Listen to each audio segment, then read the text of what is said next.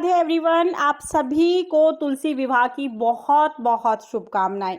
संपन्न कराया जाता है और देवउठनी एकादशी के दिन से ही विवाह शुरू होते हैं, यानी देव उठ जाते हैं, उसके बाद विवाह और मांगलिक कार्य होने शुरू हो जाते हैं। तो देवउठनी एकादशी से और पूर्णिमा तक तुलसी जी का विवाह कराया जाता है। ज़्यादातर लोग देवउठनी एकादशी के दिन ही तुलसी जी का विवाह कराते हैं।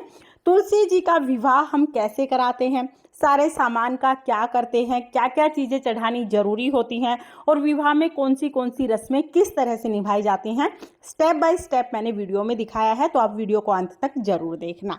तो चलिए बहुत ही संक्षेप में जान लेते हैं कि घर पर ही हम बिना पंडित को बुलाए तुलसी जी का विवाह कैसे करा सकते हैं। तुलसी जी का विवाह कराने के लिए सबसे पहले हमें तुलसी जी चाहिए होंगी। तुलसी जी के गमले को और जो भी जगह आसपास है सबको साफ कर लेंगे। उसके बाद एक पटड़ा लगाएंगे। पटड़े पर मैंने यहाँ पर स्वास्तिक बना लिया है।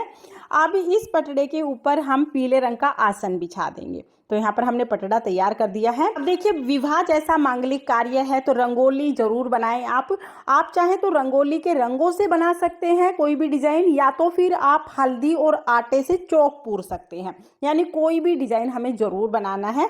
ज्यादा कुछ भी आपको ना आता हो तो आप सिर्फ स्वास्तिक बना सकते हैं। यहाँ पर मैंने कमल का फूल बनाया है क्योंकि कमल लक्ष्मी माता को बहुत प्रिय होता है, तो यहाँ पर कमल बना दिया है। साथ में मैंने यहाँ पर स्वास्तिक बना दिया है। स्वास्तिक पूजा में बहुत शुभ माना जाता है, तो स्वास्तिक आप जरूर बनाइएगा।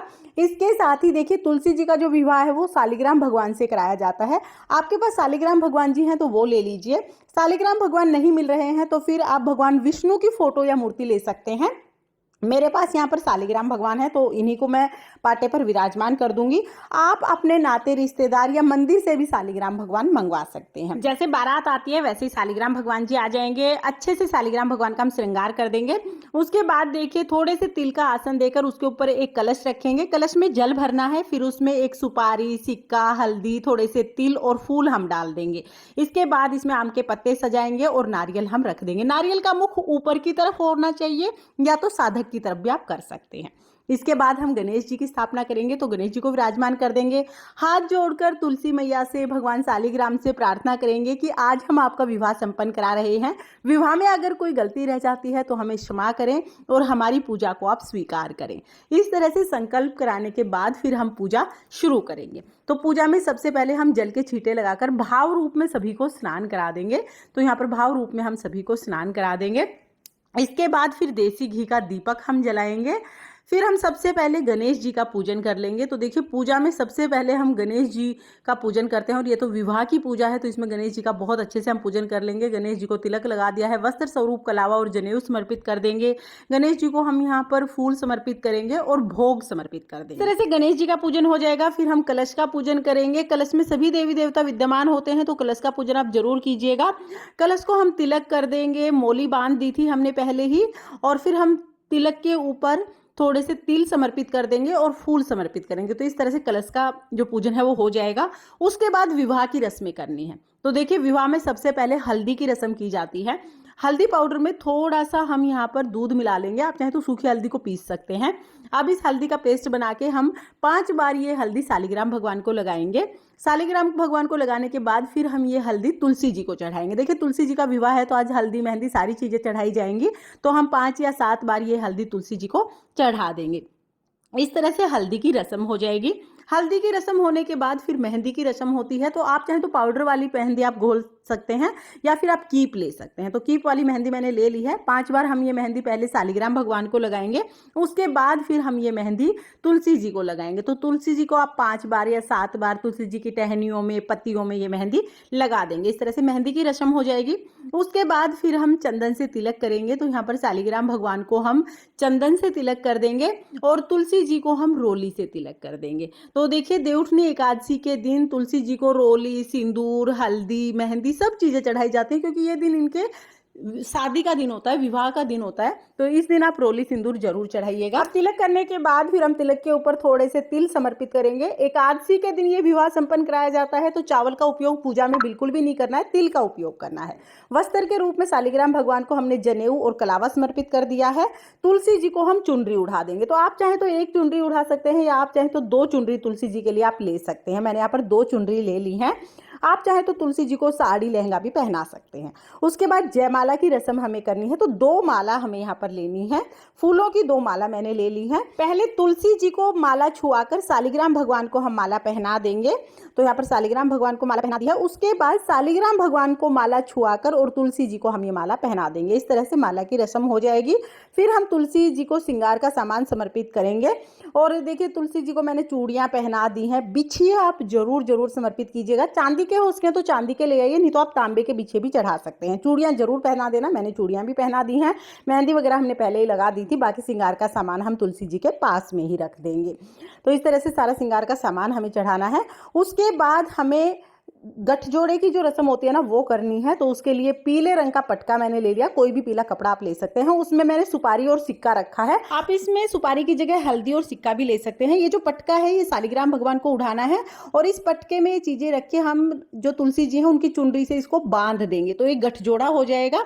अब देखिए इधर शालिग्राम भगवान ने पटका ओढ़ लिया है और चुनरी तुलसी जी ने ओढ़ ली है। तो गठजोड़ा हो गया है। अब हमें फेरे कराने हैं। तो फेरे कैसे कराते हैं? कोई भी एक पुरुष शालिग्राम भगवान को उठा लेते हैं और कोई भी महिला तुलसी जी को उठाकर 7 बार इस तरह से फेरी लगाती हैं, फेरे लगाते हैं। तो इस तरह से फेरे हो जाते हैं। अब देखिए अगर तुलसी जी बहुत भारी है, गमला बहुत भारी है, तो सिर्फ शालिग्राम भगवान को कोई पुरुष अपने हाथों में उठा के और तुलसी जी के साथ फेरी कर सकता है। इसको भी फेरे ही माना जाता है। इसके अलावा आप चाहें तो आप कोई नारियल ले लीजिएगा। नारियल को आप तुलसी जी और शालिग्राम भगवान के ऊपर से इस तरह से 7 बार घुमाएंगे तो ये भी फेरे ही हो जाते हैं। तो ये 3 तरह से फेरे कराए जाते हैं। आप किसी भी विधि से फेरे करा सकते हैं। 7 बार हमें फेरे कराने होते हैं। तो इस तरह से फेरे संपन्न हो जाएंगे। उसके बाद नारियल को हम यहीं पे रख देंगे। इसके बाद फिर हमें सिंदूर दान कराना होता है। तो देखिए कोई भी सिक्का ले लेंगे, चांदी का या सिंपल कोई भी सिक्का लेंगे, उसमें हमें सिंदूर लेना है। शालिग्राम भगवान से छुआकर ये सिंदूर हमें तुलसी जी को समर्पित करना है। तुलसी जी की मांग भरनी है इससे। तो इस तरह से तुलसी जी को सिंदूर चढ़ाया जाएगा। बाद में सिक्का हमें तुलसी के गमले में ही रख देना है। इसके बाद कन्यादान की रस्म होती है। तो जो भी तुलसी विवाह कर रहे हैं वो कन्यादान करते हैं तो अपने हाथ में जितने चाहे उतने रुपए ले लेते हैं। श्रद्धानुसार रुपए लेने हैं, फूल ले लेंगे और थोड़ा सा जल हम ले लेंगे। ज़्यादा जल नहीं लेना है, कहीं रुपए आप भिगो दो। थोड़ा सा जल हम इसमें लेंगे और फिर तुलसी विवाह के लिए संकल्प करेंगे कि आज मैं अपनी श्रद्धा से अपनी तुलसी जी का विवाह शालिग्राम भगवान के साथ संपन्न करा रहा हूँ या करा रही हूँ। शालिग्राम भगवान आप तुलसी जी को स्वीकार करें और मेरा जो दान दक्षिणा मैंने दिया है उसे स्वीकार करें। कह के जो पैसे हैं वो शालिग्राम भगवान को समर्पित कर देंगे। इसके साथ ही गन्ने आप पूजा में जरूर चढ़ाइएगा। हो सके तो गन्ने का इस तरह से आप मंडप बना लीजिए। अगर मंडप नहीं बना पा रहे हैं तो कोई बात नहीं, आप गन्ने साइड में रख दीजिए। ये भी मंडप का ही स्वरूप होता है। तो गन्ने आप पहले ही रख दीजिएगा। तो यहाँ पर मैंने गन्ने चढ़ा दिए हैं। इसके बाद जो भी दान आप तुलसी जी को देना चाहते हैं, जितने भी कपड़े, शालिग्राम भगवान के कपड़े, तुलसी जी के लिए कपड़े, 5, 7, 2 साड़ियाँ, जितने भी कपड़े आप देना चाहते हैं उतने कपड़े दे दीजिएगा। जो भी आप बर्तन देना चाहते हैं वो बर्तन दे दीजिएगा। कम से कम 5 बर्तन जरूर दें, ज़्यादा आप कितना भी दे सकते हैं। इसके साथ ही आप चाहें तो सोना, चांदी, कुछ भी चीज़ आप दान कर सकते हैं। ज़्यादा से ज़्यादा कम से कम कितना भी सामान आप तुलसी जी के निमित्त दान कर सकते हैं। जैसे बेटियों के लिए दान किया जाता है उसी तरह तुलसी जी के लिए दान किया जाता है। तो सारी चीज़ें हम दान कर देंगे। फिर हम भोग समर्पित करेंगे। तो भोग में हम मिठाइयाँ समर्पित करेंगे। मिठाइयों का भोग आप इस दिन जरूर लगाएं क्योंकि विवाह में मिठाइयों का बहुत महत्व होता है। और भगवान विष्णु को जो भी भोग लगाएं उसमें तुलसी जरूर डालिएगा। इसके बाद फिर फलों का भोग लगाएंगे। तो देखिए सिंघाड़े का भोग बहुत शुभ रहता है, तो सिंघाड़े का भोग आप जरूर लगाइएगा। उसके अलावा कोई भी फल आप ले सकते हैं। अपनी श्रद्धा अनुसार भोग समर्पित करने के बाद फिर हम जल समर्पित कर देंगे। इसके बाद फिर हमें तुलसी विवाह की कथा सुननी है। तो कथा सुनने के लिए हम अपने हाथ में थोड़े से तिल ले लेंगे। आप तिल या तो फूल लेकर तुलसी विवाह की कथा सुन सकते हैं। कथा का वीडियो आपको चैनल पर मिल जाएगा। लिंक मैं आपको डिस्क्रिप्शन में दे दूंगी, वहां से देख लेना। कथा सुनने के बाद जो भी फूल और तिल हमने लिए हैं वो हम जल के लोटे में समर्पित कर देंगे। इस तरह से कथा पूर्ण हो जाएगी। कथा करने के बाद फिर हम तुलसी जी की परिक्रमा करेंगे। तो आप यहाँ पर 108 परिक्रमा कर सकते हैं। 108 ना हो पाए तो आप 5, 7 या 9 परिक्रमा जरूर कीजिएगा। परिक्रमा करने के बाद धूप दीप दिखाएंगे। उसके बाद फिर हमें आरती करनी है। तो देखिए आप चाहें तो जो दीपक आपने जलाया उससे आरती कर सकते हैं या कपूर जलाकर भी आप आरती कर सकते हैं। सकते हैं।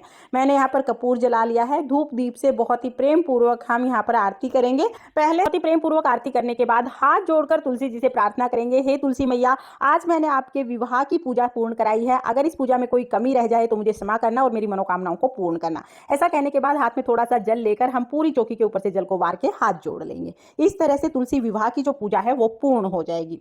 तुलसी विवाह के बाद हमें क्या करना है, जो भी हमने भोग प्रसाद चढ़ाया है ये हम सभी में बांट देते हैं। ये प्रसाद बन जाता है, इसको सभी में बांट देते हैं।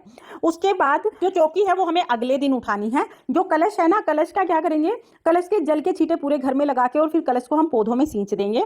इसके बाद जो नारियल है वो सामान के साथ ही हमें दान करना है और जितना भी सामान हमने चढ़ाया है ये सारा सामान हम दान कर देंगे। आप चाहे तो पंडित जी को दान दे सकते हैं या किसी भी गरीब को आप ये दान दे सकते हैं। इसके अलावा अगर शालिग्राम भगवान आपके ही हैं तो तुलसी जी आपके घर में ही रह जाएंगी, लेकिन अगर शालिग्राम भगवान आपने मंदिर से मंगवाए हैं तो तुलसी जी भी मंदिर में ही चली जाएंगी, या शालिग्राम भगवान आपके किसी नाते रिश्तेदार के हैं तो तुलसी जी उनके साथ ही चली जाएंगी और सारा सामान जो भी हमने चढ़ाया है वो सारा हम दान कर देंगे। अगर शालिग्राम भगवान आपके घर में ही है तो तुलसी जी तो आपके घर में रह जाएंगी, लेकिन सामान फिर भी हमें दान करना है। तो किसी भी गरीब कन्या के विवाह में आप ये सारा सामान भेज सकते हैं, या शालिग्राम जिसके हैं तो उसके साथ तो ये सारा सामान चला ही जाएगा। देखिए, तुलसी विवाह कराना बहुत ही शुभ मांगलिक माना जाता है। जीवन में एक बार तुलसी विवाह अवश्य कराना चाहिए। आप अगर पंडित को बुला के बहुत ज्यादा खर्चा करके तुलसी विवाह नहीं भी कर पा रहे हैं तो भी कोई बात नहीं, बहुत सीमित साधनों के साथ घर पर ही आप स्वयं तुलसी विवाह कर सकते हैं और आपको पुण्य फल उतना ही प्राप्त होता है, क्योंकि भगवान भाव चाहते हैं।